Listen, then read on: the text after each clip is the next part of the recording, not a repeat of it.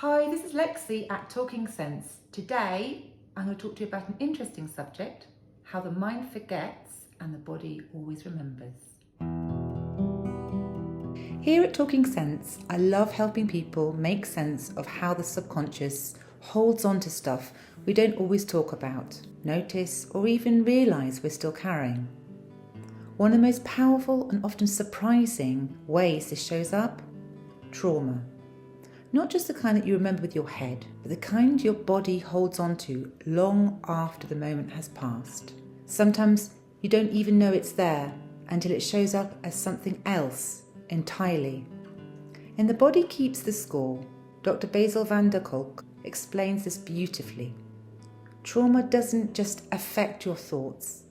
It's stored in your nervous system, your muscles, your gut. He links unprocessed trauma to all sorts of physical symptoms, migraines, IBS, asthma, autoimmune issues, chronic pain. The body remembers what the mind tries to forget. And from a hypnotherapy point of view, that makes total sense. The subconscious is like your inner hard drive. It stores patterns, memories, and beliefs, many formed before you can even talk. When trauma isn't processed, it gets coded into the body as a danger signal. That's why someone might overreact to a harmless comment or feel anxious for no reason. Your body's not overreacting, it's remembering. This is especially important when we talk about ADHD. Emotional regulation can be tough when your nervous system is stuck in survival mode. Dr. Gabor Mate in The Myth of Normal suggests that what we label as disorders like ADHD can sometimes be the result of early emotional stress.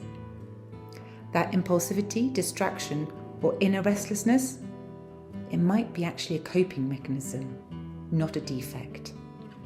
So how do we start healing? How do we stop old pain in our bodies like invisible luggage? Well, first and foremost, hypnotherapy. Working with the subconscious allows us to gently shift deep patterns, and hypnotherapy creates a sense of safety. And when the body feels safe, it can finally let go. And then we can look at mind-body connection, breath work, somatic therapy, yoga, anything that brings your awareness into your body and helps you notice where trauma might be held. And when you can feel it, you can start to release it. And as I've touched on before, emotional regulation and co-regulation. Naming what you feel is powerful. Feeling in a safe place is even more so. And being with someone calm, like a therapist or a close friend, helps your nervous system borrow that calm and settle.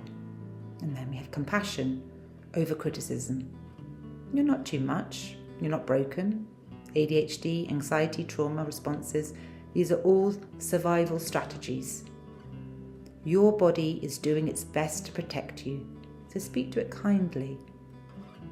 Yes, the body keeps the score, but with patience, curiosity, and the right support, it can also rewrite the story. Thanks for listening.